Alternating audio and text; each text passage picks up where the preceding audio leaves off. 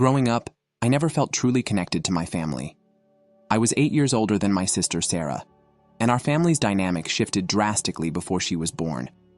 When Dad lost his job, everything spiraled. We moved out of our home, crammed into a tiny apartment, and struggled to make ends meet. Both my parents hunted for work, desperate to stabilize our sinking ship. When Mom got a call from an old colleague offering her a modest job, she jumped at it. Soon after, Dad secured a new position, and things began to improve, at least financially. Emotionally, though, it was a different story. My parents were consumed by their struggles, and I felt like an afterthought. At first, I tried to be patient. I understood that they were overwhelmed, but over time, the distance between us grew insurmountable. They were so preoccupied with money and survival that they barely noticed me. Every small effort I made to connect, to talk, to share a moment, was met with irritation or dismissal. Eventually, I gave up trying. When Mom got pregnant with Sarah, I thought things might change. I imagined a sibling who would share my world, someone who would bring our family together. Instead, Sarah became the center of their universe. They doted on her endlessly, while I faded further into the background. It wasn't her fault. She was just a baby. But the contrast between their warmth toward her and their indifference toward me was impossible to ignore. When Sarah was born, everything changed, for the worse. My parents' attention, which had already been scarce, disappeared entirely. Mom was recovering, and Dad worked long hours to make ends meet. I tried to be a good sibling, offering to help with Sarah or even just sit with Mom, but she snapped at me every time I came near. "Leave us alone," she'd say, or worse, she wouldn't say anything at all, just glare until I backed away. Dad wasn't much better. If he wasn't working, he was with Sarah, doting on her like she was the only thing keeping him going. Once, when I asked if I could hold her, Mom shooed me away like I was contagious. Dad let me in the room a couple of times, but the moment Sarah started fussing, Mom would blame me, and I'd be sent off again. It was like there was this invisible wall between them and me, one I couldn't break through no matter how hard I tried. Things only got harder when we moved back into the house my parents had been renting out. I'd hoped the move might change something, that maybe, somehow, we'd go back to being a family. But if anything, the divide between us grew deeper. The house wasn't big, just 2 bedrooms, and Sarah got the second one. I was shoved into the attic. It wasn't even a proper room, just a dusty space with exposed beams and a single tiny window that barely let in any light. I had to clean it myself, sweeping up cobwebs and hauling out junk. At night, the cold seeped in through the walls, and I shivered under thin blankets. There wasn't any wiring up there, so no light, no heat. Just me, in the dark, trying not to cry too loudly. My parents didn't seem to care. They'd occasionally catch me sneaking down to sleep on the couch and just sigh, annoyed that I hadn't stayed out of their way. "You have a room," Mom would mutter, like the attic counted as a real space. By the time I hit my teens, I'd stopped expecting my parents to care. I took care of myself, washing my clothes, making my meals, and walking to school alone. They didn't notice or acknowledge the effort I put in to stay out of their way. School wasn't much better. When I was younger, I'd attended a private school, but after Dad lost his job, they couldn't afford the tuition anymore. They never enrolled me back, even after things improved. Instead, I was sent to a public school where I didn't know anyone. I tried making friends, but it felt like I was invisible there too. At home, Sarah grew older, and their favoritism became more obvious. She had toys, clothes, and all the love I could have ever dreamed of. If she cried, both Mom and Dad would come running. If I cried, they didn't even knock on my door. I remember one night vividly. I had a breakdown in front of them. It wasn't planned. I just couldn't hold it in anymore. I told them how I felt ignored, how much it hurt to be treated like I didn't matter. But instead of listening, Dad yelled at me to stop waking Sarah, who'd started crying, and dragged me back to the attic. He slammed the door shut and left me there, sobbing alone. After that, I stopped trying. I did what I had to do to survive. By the time I was old enough to get a part-time job, I took it.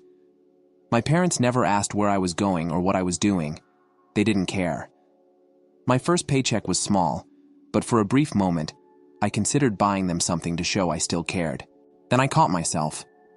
Why should I keep reaching out to people who clearly didn't want me? I saved every penny instead, hoping it would be enough to get me out one day. By the time I was ready to graduate high school, I knew one thing for sure. I had to leave. College wasn't just a dream, it was my way out. But when I brought it up to my parents, they looked at me like I'd grown a second head. College? How are you going to pay for that? Mom asked, her tone flat. I told them I was applying for scholarships and that I just needed their support. They laughed, not cruelly, but in that dismissive way that stung even worse. Focus on finding a job, Dad said, as if that was all I should hope for. I doubled down on my efforts, spending every free moment applying for scholarships on my neighbor's laptop. He was new to the area, kind enough to let me use it when I explained my situation. His daughter, Ellie, was close to my age, and we'd occasionally chat while I worked. She was the first person in a long time who didn't make me feel like a burden. Eventually, I landed a partial scholarship at a university 2 states away. It wasn't a full ride, but it was enough to give me hope. I didn't tell my parents until the day I packed my bags. "You're just gonna leave?" Mom asked, more confused than upset. "Yes," I said simply. They didn't argue. I don't think they cared enough to. When I arrived at the university, I had nowhere to stay.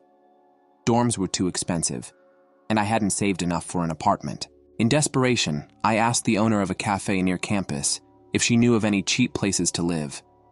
She must have seen something in my face, because she offered me a room upstairs in her place.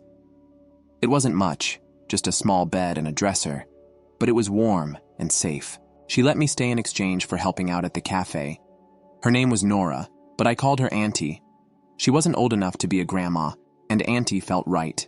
For the first time in years, someone cared about me. Not because they had to, but because they wanted to. Balancing work, classes, and life wasn't easy, but I'd been doing it alone for years. I found other part-time jobs to make ends meet, pouring all my energy into building a future I could be proud of. University felt like a whirlwind. Between classes, jobs, and the occasional breakdown from sheer exhaustion, I barely had time to process what was happening. But for the first time, I felt like I was moving towards something real. Nora, my auntie, became my rock. She'd always check on me, making sure I was eating enough and getting some rest. She never pried into my past, but always seemed to know when I needed a kind word. When I got my first decent paycheck from one of my part-time jobs, she insisted we celebrate. "You're doing amazing, kiddo," she said, sliding a slice of chocolate cake in front of me. Her kindness reminded me of what family was supposed to feel like. She didn't just give me a roof over my head. She gave me hope. By my final year of university, things started looking up. I landed a pre-placement position at a reputable company, one that could offer me a stable job after graduation. The day I got my offer letter, I ran straight to Nora. She hugged me tight, her voice full of pride as she said, "I knew you'd make it." After graduating, I moved closer to my job. Nora came with me to help me find a place, fussing over every detail like a mother hen. Even after I settled in, I made it a point to visit her every month. She'd become my family, the one I chose instead of the one I'd been born into. Work was challenging, but rewarding. I slowly started to open up, making friends with my coworkers. They'd invite me out, and though I was hesitant at first, I started saying yes more often. It felt strange to be included, to be wanted, but I liked it. About a year later, my company gave out free tickets for a mini vacation. We were allowed to bring someone along, and without hesitation, I invited Nora. "You should take a friend," she said, smiling, but clearly trying to let me off the hook. "You're the only person I want there," I replied, and that was that. The trip was unforgettable. My coworkers adored her, and for once, I let myself relax. Nora, ever the extrovert, dragged me into conversations and even convinced me to go dancing. That was where I met Ethan, the man who would later become my husband. Ethan was kind and patient, everything I didn't know I needed. We started dating soon after, and he quickly became a fixture in my life. When I finally told him about my past, he was furious on my behalf, but he never pushed me to confront it. Ethan and I dated for 3 years before getting married. He understood me in ways I never thought possible, and his family welcomed me with open arms. They became the parents I'd always wished for, and for once, I felt like I belonged. I invited my parents and Sarah to the wedding, even though Ethan was against it.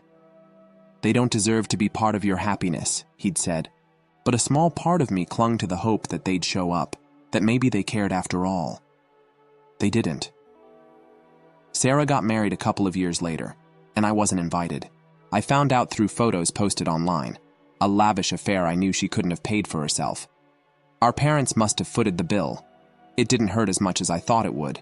By then I'd moved on. Life kept moving forward.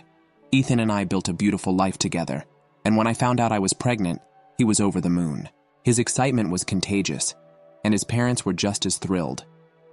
Nora practically moved in for the first few months, always there to check on me, bring me meals, or just sit and chat. For the first time, I felt like I had a real family. Then one day, a letter arrived. It was addressed to me but sent to Nora's house, where I'd lived during university. I hadn't given my parents my current address, so it must have been their only way to reach me. Nora handed me the envelope cautiously. "Do you want me to read it first?" she asked. Ethan was equally hesitant. They haven't reached out in years. What could they possibly want now? Against their advice, I decided to hear them out. But I didn't open the letter myself. Instead, I asked Nora to read it aloud. What followed was worse than I'd expected. My parents had lost their home. It turned out they'd put it in Sarah's name to fund her extravagant wedding. She'd mortgaged the house, and now her ex-husband wasn't willing to help pay it off. They were on the verge of homelessness and wanted me to pay them back for all the years they took care of me. The audacity left me stunned. They had ignored me, neglected me, and thrown me aside, and now they wanted help. My initial shock gave way to anger, but I didn't let it consume me. I had a family to think about. My child, my husband, and Nora. With Ethan's support, I responded through a lawyer. The letter made it clear. I didn't owe them anything. They'd abandoned me long before I ever left their house, and every step of my success had been achieved without their help. My lawyer also sent them a warning. If they tried to contact me again, it would be considered harassment. I thought I'd feel guilt or sadness, but all I felt was relief. A few months later, I gave birth to a beautiful baby girl. As I held her in my arms, I made a silent promise. I would never let her feel the way I once did. She would grow up loved, supported, and surrounded by people who truly cared for her. As for my parents, I haven't heard from them since. From what I know, Sarah handed the house back to the bank, and they've moved back to square one. I wish them no harm, but I also wish them no place in my life. My family now is one I've built with love, patience, and kindness, and for the first time in years I can finally say I'm at peace. Story 2. In order to purchase our ideal home in her name, my fiancé insisted that I pay. She revealed her true nature when I declined. Thus, I called off the wedding. I'm a 34-year-old man. After a stable 2-year relationship, I proposed to my fiancé around a year ago. She was gregarious, engaging, and a marketing professional, and I genuinely felt that we clicked. We discussed conventional life goals, marriage, having children, and a house in a nice neighborhood. After that, we really started looking through real estate listings in an effort to find the ideal home in which to begin our lives. It was thrilling at first. We think about entertaining guests, compare amenities, and argue about whether a large garden was more important than a contemporary kitchen. However, after a month as two of our house hunt, something seemed off. She points out expensive houses that were much beyond our first spending limit. She would shrug and respond, "We'll manage," when I gently reminded her that we had boundaries. Isn't that the purpose of savings? She started concentrating on homes with expansive square footage, opulent features like a pool and an outside bar. Those properties would have had crippling mortgages. However, she dismissed my worries. We came onto a house one day that seemed to fit all the requirements. It included a large living room, a garden with a view of a small lake, and was located in a gated neighborhood. The listed price was quite high and much over my comfort level. But my fiancée fell for someone. She was so excited that I temporarily forgot about my anxiety. She urged that we simply see it. You'll be astounded. We scheduled a viewing. With its lofty ceilings, polished flooring, and well-kept grounds, the location was just stunning. She virtually hopped from room to room, thinking aloud about how our lives would unfold within those walls. But I saw a money symbol whirling in my mind, but I had to bring us down to earth at the end of the tour. "This could be too much of a leap," I said. "Only the monthly installments." "We can figure it out," she said, dismissing my warning. "You have a lot of money stored up. This is our ideal house."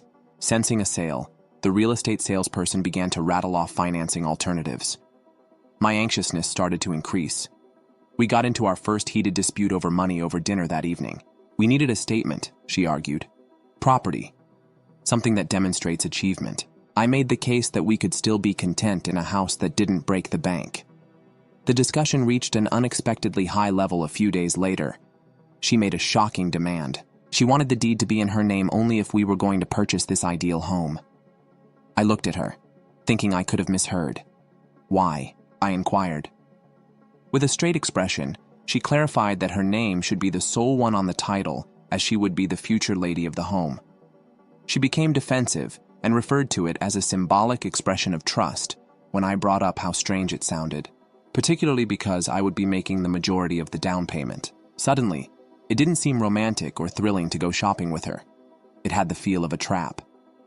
Tension between us increased throughout the course of the next week, always returning to the same reasoning I desired in my name. She reiterated her demand in different ways. The narrative is over. Did she worry about our impending marriage every time I asked for a logical explanation? Were property laws at issue here? Was a prenuptial agreement something she desired? However, she evaded direct responses by making evasive allusions to feeling safe or being aware that it is indeed hers. Her attitude of entitlement, meantime, became more apparent. "If a man genuinely loves you, he would make sure you are taken care of no matter what," she said one evening, quoting her mother's teachings. She perverted that. "As a sign of your affection, you ought to purchase the house for me." Perplexed, I clarified that we would be residing there as a married couple. If we were both making mortgage payments, why would the deed only have her name on it? In addition, I pay the majority of the down payment. She dismissed it. Breaking. "You must quit being so frugal." Her demeanor permeated other facets of our interaction. If I was hesitant to pay for her extravagant and superfluous wedding decor choices, she would become irate. If I recommended a less expensive caterer, she would roll her eyes. She began joking that some of her acquaintances had wealthy fiancés who gave them whatever they want. The subtext was obvious. She thought I wasn't worthy unless I spent till it ached. When we got together one Friday night to finalize the wedding preparations, everything came to a head. She suddenly insisted that we have another chat about the house. "I talked to a lawyer," she said. "If you truly love me, you'd be willing to give me the entire house," he added. "Although the title was compromised, we could still obtain a mortgage in your name." I clenched my jaw. "What happens if we split up?" I posed a direct question, realistically recognizing the risk without wanting it to be bad. She gave a shrug. "That is not going to occur. However, I would undoubtedly keep the house if it did." It dawned on me then that she had everything arranged to her advantage. It had nothing to do with a shared dream house. That had to do with her owning a big, pricey property that I had paid for. Alarms went off in my mind. "Are you serious?" I asked. "You desired to have no ownership, take on all the debt, and pay for everything." Frustrated, she twisted her face. "Why are you making this so complicated? Your future wife will be me. No matter what, you ought to want to keep me safe." Then she made a subtle jab. "I suppose you're not the supplier I had hoped for." Something broke inside of me. I had always taken great satisfaction in being open, fair, and encouraging. She implied that I was a lesser man if I didn't spend my entire life savings for her personal safety, but her words were a slap. In the end, we yelled at one another. She slammed the door behind her as she stormed out of my flat. With a racing heart, I stood there, mentally reenacting the fight. I was aware that a crisis was imminent. The woman I was engaged to seemed to have changed into a stranger who was obsessed with money. A tiny voice in my head warned me that this was a warning, but I told myself I would try to reason with her one last time. It was possibly the largest warning sign I had ever seen. 2 days passed after that heated argument before we spoke again. She gave me a call on the third day. Her voice was strangely endearing. She suggested we meet at a local cafe to chat things through. I arrived with cautious optimism. Maybe she reflected on her stance and realized how unfair her demand was. But the moment I saw her resolute expression, I knew no real change of heart had occurred. She placed a folder on the table, explaining it was a proposed agreement drafted by her lawyer. My stomach nodded. Out of interest, I scanned over it. The gist was appalled. I would be the major mortgage holder and liable for payments, but the house title would be under her name alone. If for any reason we parted ways, I'd have zero claim to the property. Worse, it included a language indicating that any additions or repairs I sponsored would be deemed gifts to her in effect. It was a legally bound road to me, handing away my cash and potential equity in a home I'd pay for. Stunned, I inquired, "Do you even hear how awful this is? You expect me to take all the liability while you walk away with the asset?" She sipped her coffee quietly and said, "Every relationship has some compromise. You get me as your wife, and I get the comfort of knowing the house is mine. It's a fair exchange." Her entitlement radiated. She was so bold that I was astounded. I made an effort to clarify that marriage is about developing a life together, sharing responsibilities, and having mutual trust. She countered that she had always been trained to put her own safety first. She bemoaned the fact that following divorce, women who don't become homeless or less powerful. I did, however, appreciate the idea of self-defense. This was excessive, almost guaranteeing that she would profit, and I would be bankrupt if something went wrong. She started using slurs when I wouldn't sign or comply with her requests. "You're quite frugal. Clearly you have no concern for our future. Perhaps you aren't prepared to become a spouse." Then, in a desperate attempt to get me to cooperate, she threatened to cancel the wedding. She asserted that she didn't want to waste time with someone who didn't respect her enough to fulfill her aspirations, and that she had other possibilities. Although their statements were painful, they also made the situation more apparent. Having a lovely home was more important to her than fostering a romantic relationship. Her purported devotion was contingent on my readiness to forego all materially. A powerful rush of insight swept over me at that same instant. This was not a simple argument. This was a character discovery. I returned the folder to her in silence. "No," I said. "I will not sign. And let's be clear if it means you're canceling the wedding. I'm going to leave first." Her face hardened with rage when she blinked in astonishment. "Do you intend to ditch me over a house?" She gave a hiss. I answered coolly but firmly. "You demonstrated to me that wealth and possessions are more important to you than a partnership. Therefore, I'm calling off the wedding. This marriage isn't genuine if someone is attempting to defraud another." I walked out of the cafe before she could argue. Emotions were racing through my head: sadness, relief, and anger. We had spent months organizing the wedding, but I felt that going in this direction would be disastrous. I came to the realization that I would much sooner accept the shame of a postponed wedding than commit to a lifetime of manipulation and imbalance. Our relatives and friends quickly learned that the wedding was canceled. People were taken aback by our compatibility as a pair. Some family members contacted and begged me to make amends, claiming that I could be behaving hastily. However, my fiancée's one-sided house plan and her willingness to undermine my money were revealed after I discreetly described the problem. Most people comprehended. Some people still felt that I should make concessions, but I gently informed them that this was not negotiable. My fiancée then started a campaign to portray me as a cheapskate who wouldn't provide me a place to live. She claimed to common acquaintances that I was financially domineering and that I didn't think she should have a stake in the business. I nearly lost my words at the irony. She flipped the story, saying that I was the issue as I refused to place the home solely in her name. I made every effort to remain out of the fight. I had proof of her intents in the form of receipts, actual text exchanges, and that strange contract she attempted to push. I covertly present the proof to everyone who questioned my story. Her charges eventually seemed baseless when more people viewed the contract or learnt the truth. She discovered that her friends no longer sympathized with her. A few even challenged her about her ludicrous requests. She snapped, accusing me of lying and them of betraying their country. That simply made her feel more alone. In the meanwhile, I proceeded with relief. Yes, I had lost the connection I thought would lead to a happy marriage. However, I avoided a bullet that would have bound me to money manipulation for the rest of my life. In a little irony, I learned that the ideal home she insisted on was put back up for sale after she was unable to buy it on her own. Her financial situation wasn't as solid as she had claimed. Ironically, she couldn't afford it if I didn't help. She must have realized too late that her overreach cost her the property she was so obsessed with. In addition to the wedding, when I think back on it, I can see how minor signs of entitlement had appeared beforehand. She anticipated expensive birthday presents, arguing if I ever placed budget limitations on trips. I had disregarded them, attributing it to disparities in financial perspectives. However, her last request was the clearest indication of her mindset. She had no intention of finding a life spouse. She was looking for a provider who would give her a feeling of authority and responsibility.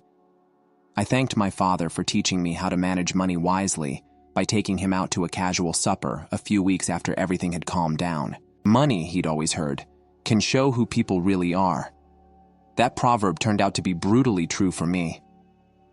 We both laughed with relief that I had escaped a worse fate than marrying her without discovering her real colors. I'm now concentrating on my own objectives. I might still purchase a property in the future, but only if I want to. Deposits are lost, the wedding arrangements are canceled, and some shame is experienced. However, I still have my financial stability and independence. I'm positive